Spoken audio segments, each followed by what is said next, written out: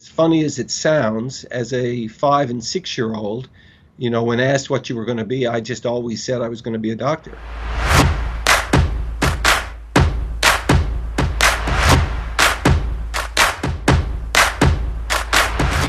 You start off at the hospital seeing your babies and inpatients and go to the clinic, and every day is a little different. I have 7 or 8 patients in hospital, and I do some long-term care.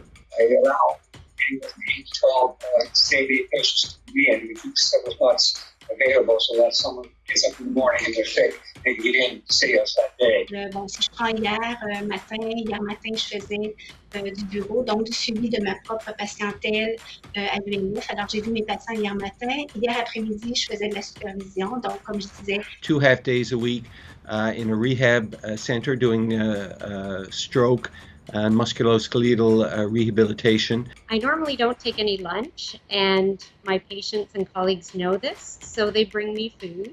Look at your schedule or at your day planner and think, oh, this is straightforward, and then everything just goes topsy-turvy. When I'm not in clinic, then I have a day a week that I teach. So I go and I teach either at the undergrad level or for the family medicine residents in small group learning or workshops or even sometimes lectures. That plus a full day in the office 5 days a week makes for very busy weeks. Delivering babies in the evening, often at night. And on the evenings that I'm not on call, then I spend the evening with my family. That's my day. Goes on like that every day.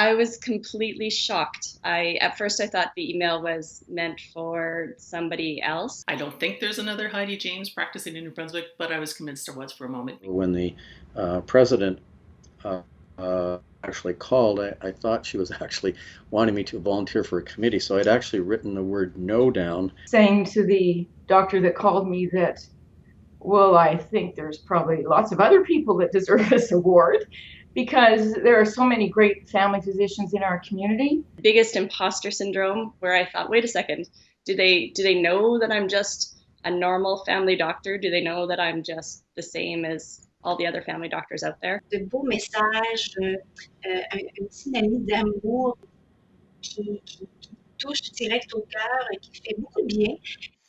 I'm blown away. I never expected it at this stage.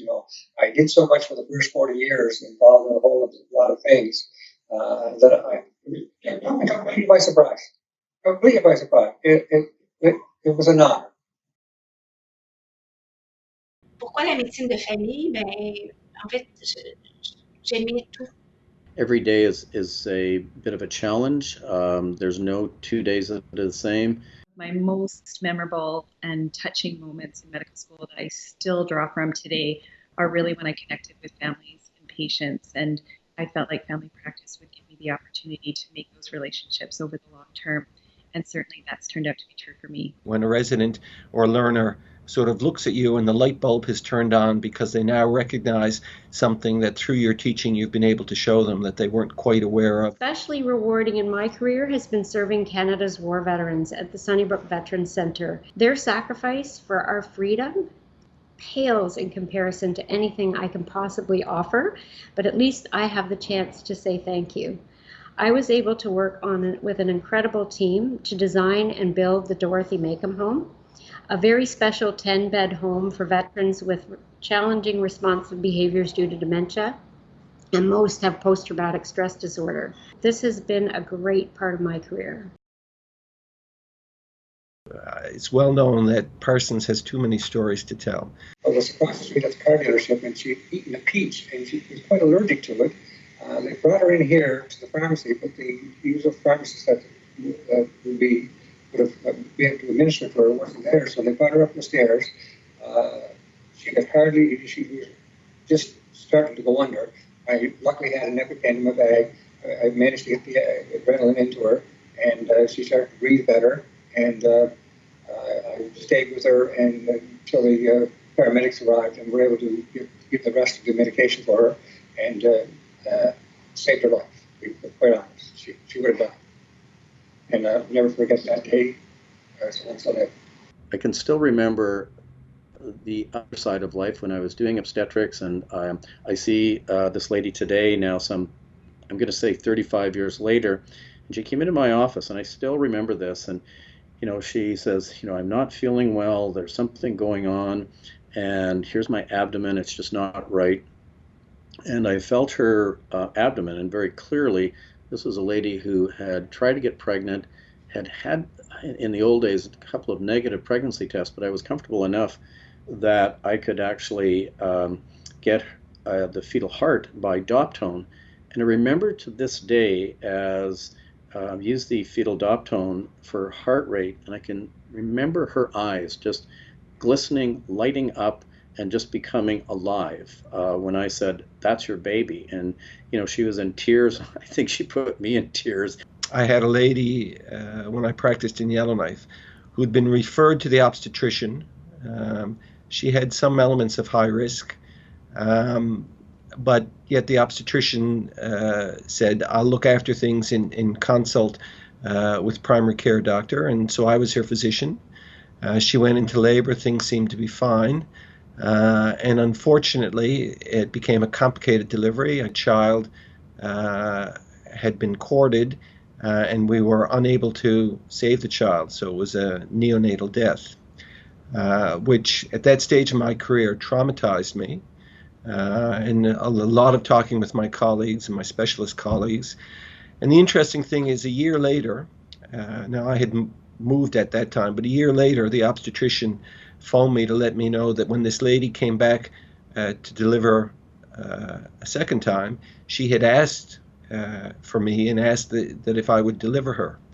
And it just reaffirmed the importance of relationships in family medicine. A classmate of mine and myself, we did prenatal care for a home called Martha House, where young teenage girls who had unplanned pregnancies came so that they can continue their schooling, get good prenatal care, have a safe delivery.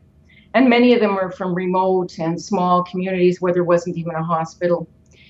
So one of these young girls was in labor. I knew she had a big baby. She was only 13. And we got through it, and everybody was healthy at the end. And that baby was 11 pounds, 1 ounce. It's such a feeling of empowerment to know that you did this procedure and everything turned out okay. A patient of ours turned 100 a couple of years ago. Our only patient thus far who's lived to be 100. And we decided that this needed to be celebrated. So what we did is scheduled a house call. When I say we, I mean my secretary and I. My MOA and I. She doesn't come with me in house calls, but this time she decided she wanted to come. So we went to see this patient on her 100th birthday, and we brought her 100 carnations. I have a patient who I've known for a long time. I've been in my current practice for 12 years now. And so I've been following her for those full 12 years, have seen her through some, children, some life situations, health as well as illness. And she's going through a rough time right now. And she came to see me in the clinic, and it was just so sweet. She said that she was talking to one of her friends who's also a patient of mine about how she was feeling like things were getting a bit overwhelming for her. And she said to her friend, "Oh, I got to go see Landy. I gotta get to Landy." And it was just so nice to know that I was the person that she knew she could come to if she needed some help and needed to get on top of things. Le souvenir, quand je travaillais à cette île, comme il n'y avait pas beaucoup de spécialités autres que la médecine de famille, j'avais vraiment le privilège d'accompagner des patients du début du diagnostic là, et pendant les traitements et jusqu'à la fin. Et je me rappelle de Martial, qui était un jeune homme plutôt fin quarantaine, chez qui j'avais fait un diagnostic de lymphome non-Hodgkinien, et que j'avais accompagné pour ses traitements de chimiothérapie, évidemment pour toute l'évolution de sa maladie. Et malheureusement, il n'y a pas eu une réponse favorable à la chimiothérapie. Donc, comme j'ai toujours fait des soins palliatifs, donc je faisais des soins palliatifs aussi, de l'hospitalisation. Alors, j'ai accompagné aussi Martial durant ses derniers moments de vie. Et c'était moi qui étais de garde à l'hôpital. Donc, le samedi matin, alors que Martial est hospitalisé, je commence ma tournée par lui, bien sûr. Et je m'installe, je m'assois sur le bord de son lit et il ouvre les yeux, très affaibli. Il me dit, ben, je t'attendais. Et finalement, je lui tenais la main et il y avait toute sa famille aussi qui était là, tout près. Et au bout d'une quinzaine de minutes, Martial, finalement, est décédé. Et c'est un moment vraiment privilégié que j'ai eu d'accompagner ce patient-là. Et je suis revenue au bureau 2 jours après parce que j'avais terminé ma semaine de garde et j'avais vraiment un magnifique bouquet de fleurs avec un petit mot qui me remerciait et qui me disait merci de m'avoir accompagnée, d'avoir été une médecin de famille toutes ces années. I recently delivered a woman's baby. As a teenager, I knew her when and went through her mother's death with her from breast cancer. When I took care of her through her pregnancy, it was really such a pleasure for me to be able to see her in this new happy time in her life and then deliver her baby, which is always such a happy moment.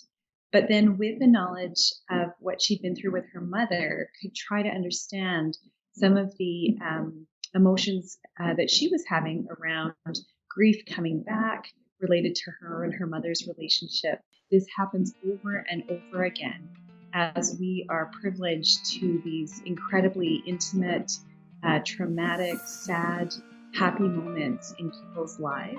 Friends and family say that I'm working too hard. They've said that for a career, so now they just don't bother me anymore and leave me alone to do my things. This is a wonderful time to be a family physician, and I'm just thrilled to be involved.